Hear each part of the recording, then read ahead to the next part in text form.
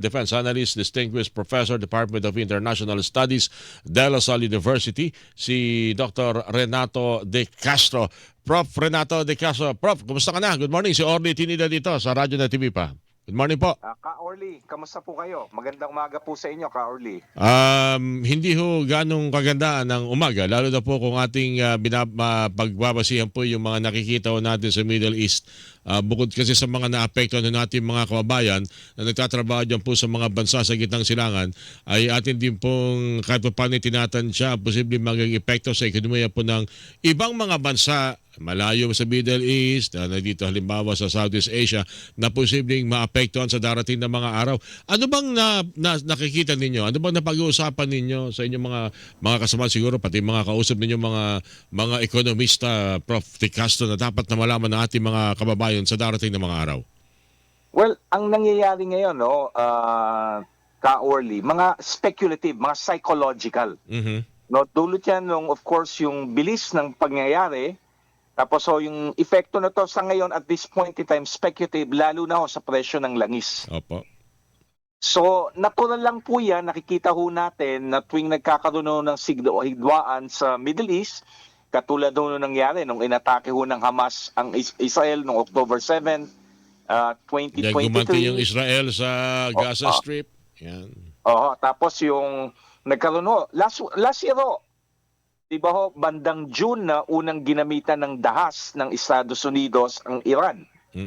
Nagkakaroon ho ng kumbaga speculation hinggil sa lalo na ho sa presyo ng langis, and of course nagkakaroon ng tinatawag natin knee-jerk panic regarding ho sa status ng mga ating OFW ho sa Middle East.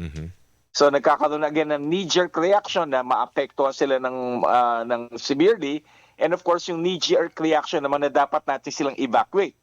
Hindi natin naiisip na ilang milyon yung mga kababayan natin dyan sa Middle East. And based to, Ka-Orly, doon sa experience natin sa Israel, no? Every time nagkakaroon ng gulo sa Israel, ang reaction ng embassy doon, i-evacuate yung about 40,000 Filipinos or even sa Lebanon pag nangyayari yan. Pero karamihan ng sinasabi ng ating mga kababayan, well, may gulo dito, pero hindi naman ganon widespread, and they're willing to take the calculated risk of staying there. Ayaw, karamihan sa mga kababayan natin, pag mga ganyan, usually yung dito tayo, pero yung mga kababayan natin doon, based nga to, doon sa mga experiences ng ating embahada sa Israel, sa Lebanon, no, o even Syria, pag nagkakaroon ng gulo, karamihan ng mga Pilipino, sasabihin nila, we're willing to take the calculated risk to remain here. Alright. Pero meron din tayong mga kababayan, gusto na rin daw siguro umuwi, lalo-talo na yung ilang mga naka-schedule talaga bumiyahe pabalik po ng Pilipinas. Ayun, usually yung talagang naka-schedule bumiyahe, maapektuhan yung commercial flight. Doon ho sila mag-a-avail ng mga evacuation program. Pero pag natapos na yung gulo, babalik ho sila sa pinagtatrabahuhan nila. Okay. Ano muna sa supply ng petrolyo, kasi may mga nagsasabi na hangga't hindi talaga nagkakaroon ng ng tigil ang pagpapakawala ng magkabilang panig ng kanilang mga rocket, ng kanilang mga missile, talagang maapektuhan ang presyo ng, sabi niyo nga kanina, mga petroleum products yan ang numero unong maapektuhan. May mga projection na ba tayo nakikita? Ito, unang araw pa lamang siguro kahapon ng trading sa o kalakalan sa world market, humataw na agad kasi ang mangyayari, ang pinoproject dito, baka makaranas ulit tayo ng mahigit 2 piso at 3 pisong pagtaas ng mga petroleum products kada litro sa darating na mga araw Prof. Well, Ka-Orly, una emphasize ko na hindi ako economist, pero gagamitin ko lang at least yung mga information na available. Unang-una, yung mga again, nakakausap sasabihin ninyo. ko, yung epekto niya speculative. Alright. Lalo na yung mga speculative buyers or sellers, they take advantage ng fear. Inaano yung elemento ng fear para matasan ng presyo. Pero kung titignan mo yung share ng oil na Middle East, hindi na ganun kalaki. Okay. Madami dyan, of course, ang source dyan. Unang-una ngayon, yung ang North America, Canada, US, and even yung nandiyan pa rin yung langis na in-export ng Russia, kaya lang nasa black market. Okay, speaking of pagpapakalat ng fear o takot, kahapon napag-uusapan yung mga EDCA site dito sa Pilipinas. Sabi nga ng ilang senador, may dapat siguro ating repasuhin itong ating kasunduan na ito dahil ang mga nagiging target ng ilang ng mga kalaban ng Amerika tulad ng Iran ay ang mga base militar diyan sa gitnang silakan. Hindi naman kasi siyempre makakarating from Iran to America yung kanilang mga rocket. Unang-una, lantarang kumbaga, no, I'm not expert pagdating sa communication, no. Ang field ko talaga, international relations academic. Pero nababasa natin, yung pag mag-aano ka ng fake news or even propaganda, may at least element of truth, no? Para hindi naman mainsulto yung intelligence nung target audience mo. Okay. Pero kung titignan mo lang yung geography, Ka-Orly, and of course, even yung logic ng Iran at capability ng Iran, malayong tamaan tayo ng mga missiles na nanggaling sa Iran. Ang pinaka-basic dyan, of course, geography. Tapos kung gumagamit man ng missiles ngayon ng Iran, pinagpapakawala siya, tinatarget niya yung mga malalapit na bansa. United Arab Emirates, Saudi Arabia. Correct me if I'm wrong, Prof. Kaya nila tinatarget yan dahil lahat ng drone, lahat ng eroplano, lahat ng mga sasakyang pangimpapawid na ginamitan ng missile, galing dyan sa mga base militar na yan sa Middle East, hindi galing ng Estados Unidos. Oo, kumbaga inalaw ng mga bansa na yan na gamitin ng Amerika sa kanilang mga bansa. That is of course their decision. Calculated risk nila yan. Opo. Kasi at the end of the day, nasa interest din nila na kumbaga lipunin na o talagang wasakin na yung Islamic Republic. Malalim yung hidwaan ng Iran at yung mga Arab countries dyan. Historic yan. Sila talagang mismo. pinabayaan nila. Oo. At of course, yung pinaka-last element dito, Ka-Orly, yung supply ng missile ng Iran. No, unang-una nagamit na yung malaking porsyento niyan last year. In fact, nagkulang sila last year. Ang ginagamit probably ngayon ng Iran, yung mga nabili niya ngayon sa Russia and China, even probably North America. But I don't think it will last long. So again, elemento, kung magpapakalat ka man lang ng fake news or propaganda, yung makatotohanan. Hindi, Ka-Orly, wag mo insultuhin yung intelligence nung target audience mo. Kung halimbawa daw siguro China raw salakay, hindi siguro sa bagay, hindi Amerika gusto talagang salakay kundi maaring yung gigil na gigil dito sa Pilipinas siguro, Professor. Tayo. Pero of course, again, Ka-Orly, kung magbe-base man dito, gagamitin ng mga ating aliado ng Amerika o even Japan, yung mga EDCA sites, i-strengthen nila yan. Paglalagay ng Patriot missiles, the most effective anti-missile system. Alright. Well, of course, matatamaan yan. Kasi sa gera naman, Ka-Orly, magkaka-incur ka rin ng casualty, tatamaan ka rin. Pero may certain level of protection ka na dapat i-provide mo sa mga iyong mga kasundaluhan. Para na sake ng moral nila, para sake din ng protection nila.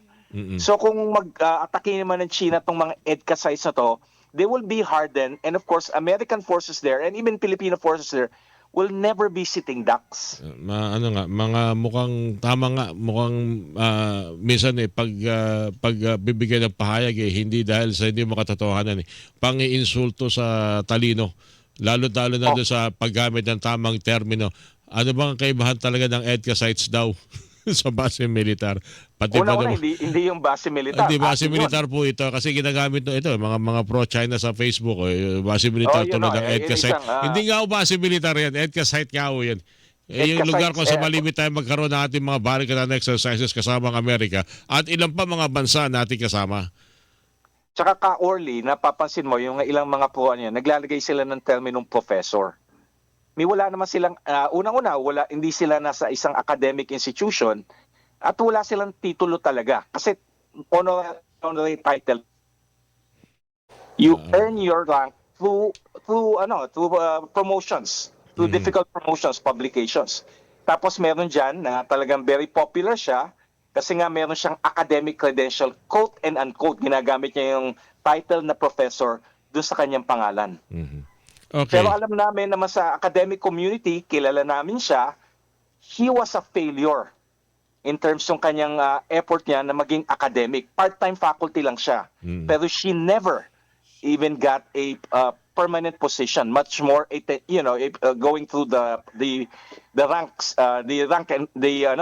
going through the ranks nung tinatawag nating academic ladder. For a while there, akala ko lalaki. Binanggit nyo she, babae pala yun. Very prominent kasi ginagamit niya yung titulong professor. Anyway, Prof, eto, huling tanong na lang. Yung posibilidad na hindi lamang sa Middle East magkaroon ng tension dahil sa pangyayari yan, lalo-talo na nasawi yung Iranian Supreme Leader na si Ayatollah Khamenei na maaring lumagana pa pati ilang mga bansa na may impluwensya ng Amerika at maaring maiparating itong kanilang protestang ito. May posible ba lumagana pa hanggang Asia, Professor? Well, meron mga popular protests. Yung Prime Minister ng Malaysia, si Ibrahim, nag-express ng concern kasi yung affinity nila with Islam, no? Pero I think magkakaroon ng popular discontent directed against the United States. Pero lalo na, of course, sa Malaysia, Indonesia, makikita natin yan. Pero I don't think it will amount to actual violence directed against the U.S. Diplomatic posts in Jakarta and Kuala Lumpur. Well, may mga elemento rin supposed to be yung mga kababayan nating Muslim, pero kasi isang elemento rin Orly na hindi na-explain, yung division cleavage among the Muslims. That's right, the Sunni and the Shia. Oo. Of course, karamihan ng mga ating kababayang Pilipino dito, karamihan dito mga Sunni, mga Orthodox. Na in fact, hindi sila ganong hindi sila, meron talagang hidwaan sila doon sa mga Shia na tinatawag, mga Iranians. Kasi talagang ang labanan dyan talaga, yung pinaka-core ng belief nila sa Islam. Yung taguri na sa sarili nila yung mga peaceful Islam. Yun. Mismo yung mga ganon. Yung tinatawag natin, yung third element pa, yung Sufi. Yung Shia kasi more on Persian influence yung mga yun eh. Central Asian. Pero kasi inaiba rin talaga Orly yung Shia na tinatawag. Alright, Prof. Itutuloy natin ito at marami pa tayong gustong malaman. Alam ko ikaw ay kumukuha pa rin ng mga impormasyon lalo-talo na sa usapin ng ekonomiya na maaaring maapektuhan po dito sa pangyayari ito niya sa Middle East. Prof, maraming salamat. Sa ulitin po, ingat po kayo palagi. Magandang umaga sa iyo, Orly. Salamat po again. Professor Renato De Castro, mga kapuso defense analyst, ang inyo pong napakinggan.